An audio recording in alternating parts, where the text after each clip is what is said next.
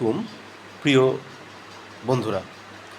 বেসরকারি শিক্ষা প্রতিষ্ঠানে আয়া নাইট গাইড নিয়োগ সরাসরি ডিসিদের হাতে দিয়েছে মন্ত্রণালয়, যেটি আগে ম্যানেজিং কমিটি হাতে ছিল, সেটি এখন ডিসি মহোদয়ের হাতে ন্যস্ত করা হয়েছে। এছাড়া পাশাপাশি 1 জুলাই থেকে 25-26 অর্থ বছরে সরকারি, বেসরকারি বা আধা সরকারি কর্মকর্তা কর্মচারীদের জন্য মহার্ঘ ভাতা ঘোষণা করেছে সরকার। এক্ষেত্রে প্রথম থেকে নবম গ্রেড পর্যন্ত কর্মকর্তাদের জন্য 15% এবং কর্মচারীদের জন্য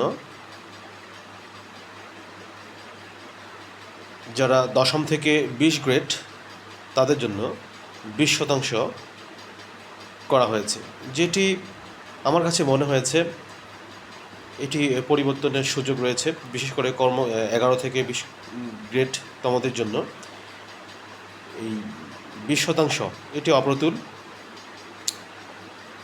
এছাড়াও বেসরকারি শিক্ষা প্রতিষ্ঠানে নারী কোঠা বাতিল। নারী কোঠার সুবিধা অসুবিধা কিছু দিক আছে, যেটি অন্য একটি ভিডিওতে আমি বিস্তারিত আলোচনা করব। আগামী 6ষ্ঠ গণবিজ্ঞপ্তিতে 30% নারী কোটা অনুসরণ করা হবে না, অর্থাৎ সামনে যে জুলাই আগস্টে গণবিজ্ঞপ্তি আসছে সেটিতে 30% নারী কোটা অনুসরণ করা হবে না। এছাড়াও আগামী প্রাইমারিতেও সার্কুলারে নারী কোটা আর প্রয়োগ হবে না। সো আপনারা যারা চাকরির প্রত্যাশী তারা প্রস্তুতি নিন, প্রাইমারি পরীক্ষার জন্য প্রস্তুতি নিন, 19তম নিবন্ধনের জন্য প্রস্তুতি নিন।